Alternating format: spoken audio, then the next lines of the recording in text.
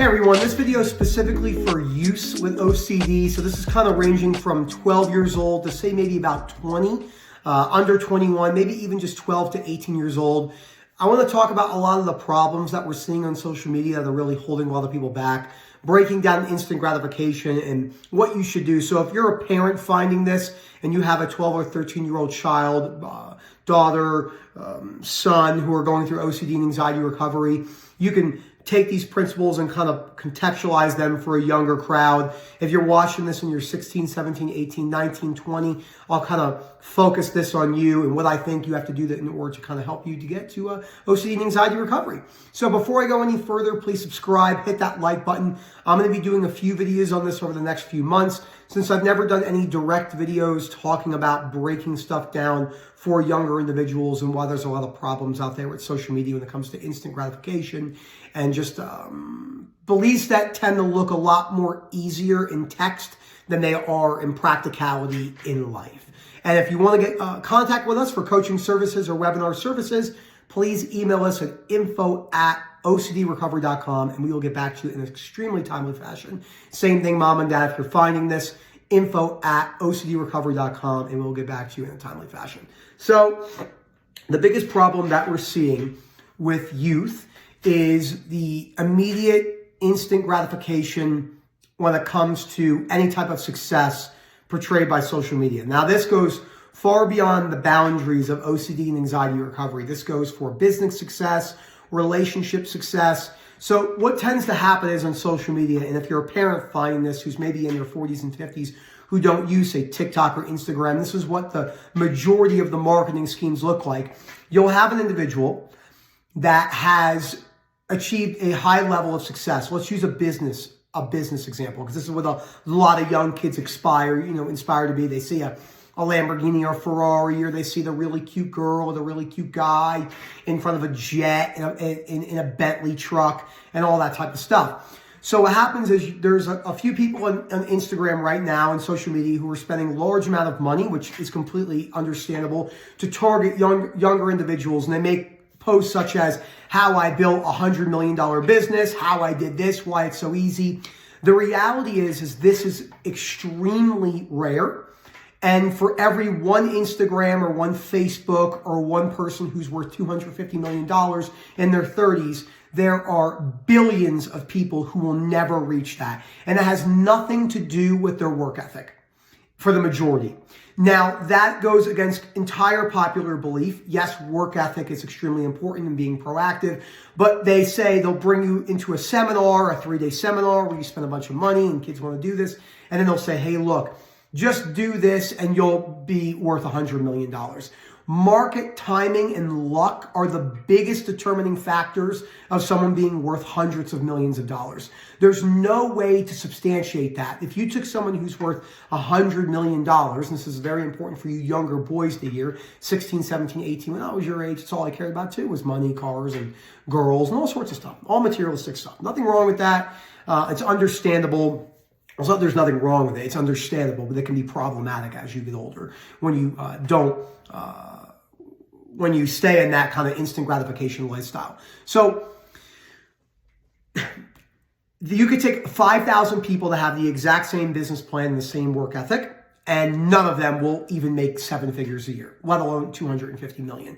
Now, a lot of people, when they watch this stuff, they go, that's negative vibes. I don't want to watch that. No, this is the reality of life, setting you up for, look, if you're 5'6" and you're a little bit overweight and you have no athletic background, you're not making it to the NBA. The reality is you're not. Chances are almost completely zero. The other problem that we have is when we have someone like a LeBron James, if you're an American like basketball, where they're like teaching you a class on how to take the optimal free throw. It's a ridiculous statement. It feels cool when you go there, but you're not LeBron James. So humans right now are really obsessed at looking at the outliers and substantiating that as this is exactly what I want to be like. Now, I'm not saying to not work hard. I'm not saying to be proactive, but it's important, in my opinion, to say, hey, look, I'm going to work hard. I'm going to build my business, but the chances of me having an 8 or 9 figure business is very, very, very, very, very rare. That's okay. I'm content with where I am now, and I'm still going to continue to grow. And if I ever reach that, that's a bonus. That's a rational statement. But that's not how the majority of the people on social media are selling it to your son or your daughter, or if you're watching this as the individual right now. So the first thing you want to work on is instant gratification. Now, I know that was a long intro and it wasn't particularly pertaining to OCD, but I use that example because that's very, very important to younger individuals, especially 16, 17, 18, 19-year-old men who are kind of maybe in that popular crowd, or maybe you're not in the popular crowd, but you care about success, improving yourself, and I feel like I'm kind of an outcast if I have a bunch of money and stuff like that. The amount of 18-year-old kids that make even 6 figures a year is ridiculously low compared to the grand scheme of people that are 18, 19, 20-year-olds in real life making 6 figures. So this is very important. And again, the reason why I'm using the money examples is because this is what a lot of kids at that age care about, which again is understandable because it's portrayed everywhere. And you guys have had social media since you were like 5. Which is a problem in of itself in many different ways because you're already substantially indoctrinated to immediate gratification, instant gratification. So it's important to be aware of that. The second thing you want to be aware of is that life doesn't work the way social media makes it out to be in a mental health perspective way. So if you're suffering it, let's just say for the rest of this video, I'm going to use an 16 to 18-year-old individual, guy or girl. On social media, a lot of you are seeing a lot of these posts that are based around, living by your values, and that social media says that you can just do these few simple tips and recover from OCD and anxiety-based disorders. This is understandable, but it's also a problem for a lot of you because, again, it goes back to our first point, the instant gratification. OCD and anxiety recovery is really, really difficult, and it feels really uncomfortable. And more than likely will be one of the hardest things you've ever gone through in your life up to this date. Maybe not. Maybe you're someone who's in cancer remission. Maybe you had cancer when you were 12. I don't know your story, or you lost a father to cancer. But I'm saying that OCD and anxiety recovery will be one of the hardest things you've ever done, and maybe the hardest thing you've done to date. And it's important to highlight the realities of that because it gets you prepared for what's going to happen. I'll give you an example. If you're an astronaut, the reason why they spend years training for all the things that can go wrong, so if they do go wrong, which something probably will, whether it's in takeoff or in the stratosphere, or in outer space, whatever it may be, and something goes wrong, they're prepared because they're aware of how this operates. That way, when you guys have a setback or a relapse, which you will, or your friends won't understand, and they're saying, just let it be there, or, it's all in your head, you understand that people aren't going to understand your suffering. And that's key. So it takes hard work. We have a reading list at OCDrecovery.com underneath the resource tab. You go through and read all those books. I have this book right here, which is the first book on the reading list. How to Stubbornly Refuse to Make Yourself Miserable About Anything. This isn't the easiest read, 16, 17, 18 years old, but it's much easier than the third book, which is The Myth of Self-Esteem, which will be really important for all of you too. So again, go to our website, our resource tab, and grab those books. And that will be really important.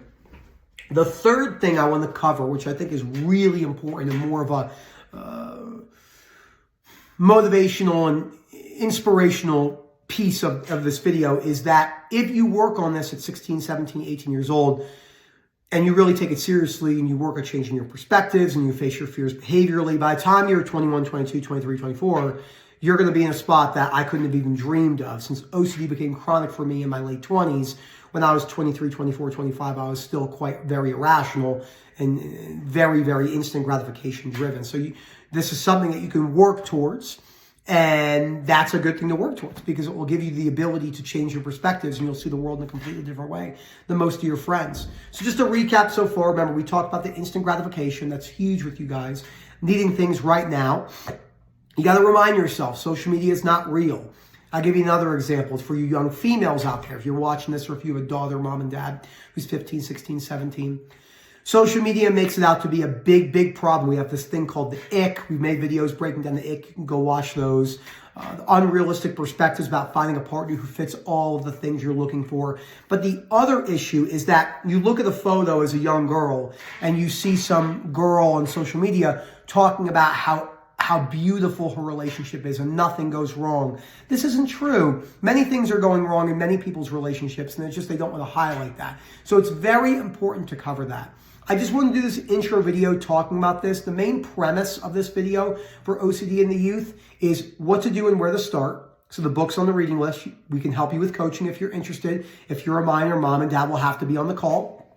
which is always a lot of fun. We get a good insight when the parents are there. Not even minor related. We spend a lot of time speaking to moms and dads and brothers and sisters and boyfriends and girlfriends because they really don't know what's going on and they want to learn too of what not to do. They don't know what reassurance seeking is. So we can help you. There's a lot of hope. I know it's really hard when you're in high school in that time period where you're thinking your image matters, your popularity matters, and all that. And it feels like it matters, but in time you could move away from that. If you would have told me that at 17 years old, I probably would have told you to piss off because I would have said, "What? This is the most important thing."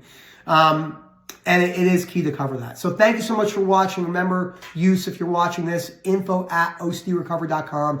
Please comment down below. I'll answer every single question you ask, and hopefully we see you soon and enjoy the rest of your day.